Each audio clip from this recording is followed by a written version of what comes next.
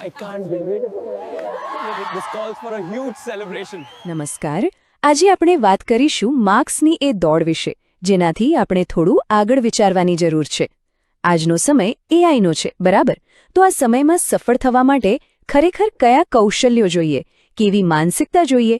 ચાલો આજે આ સ્કિલ અપ સ્કોર હાઈ ના કોન્સેપ્ટને ઊંડાણથી સમજીએ. તો ચાલો શરૂઆત કરીએ એ સવાલથી જે લગભગ દરેક ઘરમાં, દરેક માતાપિતા અને વિદ્યાર્થીના મનમાં ચાલી રહ્યો છે કે સારા માર્ક્સ તો આવી ગયા, પણ એ પછી શું? આ એક નાનકડા સવાલમાં ખરું ને ભવિષ્યની બધી જ ચિંતાઓ અને કદાચ બધી જ આશાઓ છુપાયેલી છે. અને જુઓ, આ સવાલનો જવાબ આપણને જૂની રીતોથી તો નહીં જ મળે. એના માટે આપણે આજની દુનિયા કેટલી બદલાઈ ગઈ છે ને એ હકીકતને સમજવી પડશે. કારણ કે સાચું કહું તો ભણતર અને સફળતાના જે નિયમો હતા ને એ હવે બિલકુલ પહેલાં જેવા નથી રહ્યા. આજની વાસ્તવિકતા પર એક નજર કરીએ. ડિગ્રીઓ એ તો હવે એકદમ સામાન્ય વાત થઈ ગઈ છે. સ્પર્ધા એટલી બધી વધી ગઈ છે, એટલી કઠોર છે કે જાણે શ્વાસ લેવો પણ મુશ્કેલ બની જાય. અને ઉપરથી આર્ટિફિશિયલ ઇન્ટેલિજન્સ એટલે કે એઆઈ હવે એવા કામો પણ કરી રહ્યું છે જે પહેલાં આપણે કરતા હતા. અને આ બધાની વચ્ચે શું થઈ રહ્યું છે? વિદ્યાર્થીઓ પર તણાવ સતત વધી રહ્યો છે અને કોઈને કહ્યા વગર ચૂપચાપ એમનો આત્મવિશ્વાસ અંદરથી તૂટી રહ્યો છે. અને આટલી બધી બદલાતી દુનિયા સામે આપણી પાસે સલાહ શું છે? એ જ જૂની, બસ થોડી વધારે મહેનત કર. પણ શું ખરેખર આટલું જ પૂરતું છે? આજે નવી વાસ્તવિકતા છે અને આજે જૂની સલાહ છે, એની વચ્ચે જે અંતર છે ને, બધી સમસ્યાઓનું મૂળ ત્યાં જ છે. તો અહીં સમજવાની સૌથી મોટી વાત એ છે કે સફળતાની વ્યાખ્યા જ બદલાઈ ગઈ છે. પહેલાંનો સમય હતો જ્યારે માર્ક્સ તમારી યાદશક્તિની પરીક્ષા લેતા હતા, પણ હવે એઆઈના આ નવા યુગમાં ભવિષ્ય તમારી યોગ્યતા, તમારી કોમ્પિટન્સની પરીક્ષા લેશે. એટલે કે તમે શું જાણો છો એ એટલું મહત્વનું નથી જેટલું તમે એ જ્ઞાનથી શું કરી શકો છો એની પરખ થશે. તો સવાલ એ છે કે આનો ઉપાય શું? શું વધુ એક કોચિંગ ક્લાસમાં જોડાઈ જવું? ના, બિલકુલ નહીં. ઉપાય છે શીખવાની જે આખી રીત છે ને એને જ મૂળમાંથી બદલવાનો. આ એક એવી નવી રીત છે જ્યાં આપણે ખાલી વિષયો નથી ભણતા, પણ આપણે પોતાની જે હ્યુમન સિસ્ટમ છે એને ટ્રેન કરીએ છીએ. ચાલો આ શું છે એને જરા ઊંડાણથી સમજીએ. અને આ જ સ્કિલ અપ સ્કોર હાઈનો મૂળભૂત વિચાર છે.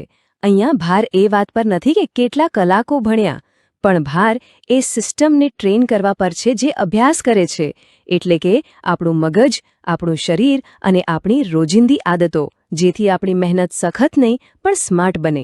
આ આખો જે અભિગમ છે ને એ બે મુખ્ય મોડેલ્સ પર કામ કરે છે. પહેલું, સાચી યોગ્યતા એટલે કે કોમ્પિટન્સ કેળવવી, જેમાં જ્ઞાન, કૌશલ્ય અને સાચી માનસિકતા આ ત્રણેયનો સમાવેશ થાય. અને આ યોગ્યતાનો પાયો શું છે? એ છે આપણી હ્યુમન પરફોર્મન્સ સિસ્ટમ, એટલે કે આપણું મગજ, આપણું શરીર અને આપણું વર્તન, આ ત્રણેય વચ્ચેનું તાલમેલ. ઓકે, તો આ મગજ, શરીર, વર્તનની જે પદ્ધતિ છે એ ખરેખર કામ કઈ રીતે કરે છે? ચાલો એના ત્રણ જે મુખ્ય પાયા છે એને એક પછી એક સમજીએ.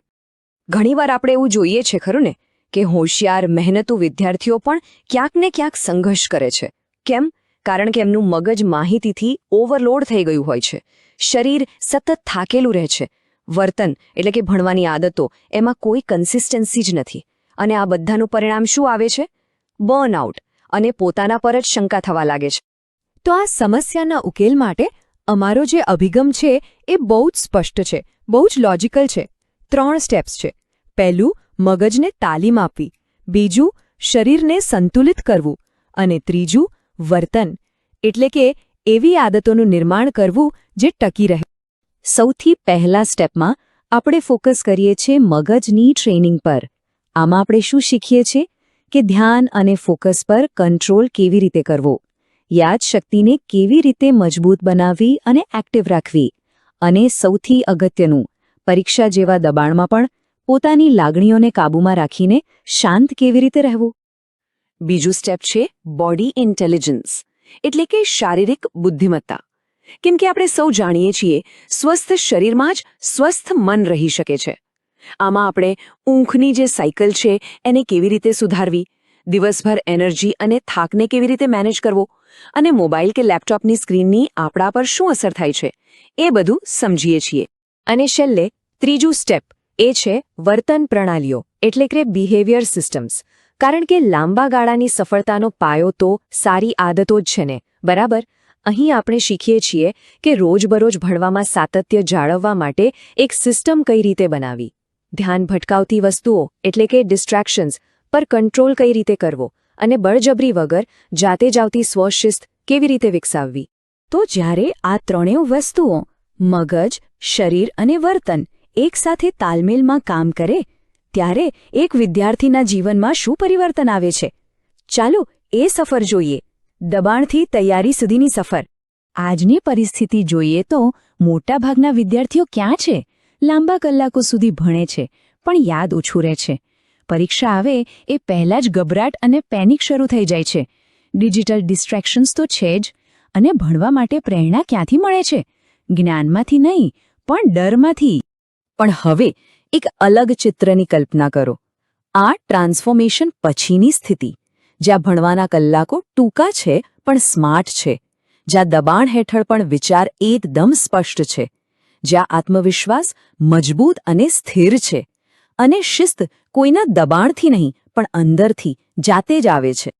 અને આ જ મુખ્ય તફાવત છે. આ દબાણ નથી, આ તૈયારી છે. ભવિષ્ય માટેની સાચી તૈયારી. એવી તૈયારી જે શાંતિ અને આત્મવિશ્વાસથી ભરેલી હોય. અંતમાં બસ એક વિચાર સાથે આપને છોડી રહ્યો છું. આવનારું ભવિષ્ય એ નહીં પૂછે કે માર્ક્સ કેટલા આવ્યા. ભવિષ્ય પૂછશે તમે શું સંભાળી શકો છો, તમે પરિસ્થિતિ સાથે કેવી રીતે અનુકૂલન સાધી શકો છો, અને તમે નવું શું નિર્માણ કરી શકો છો.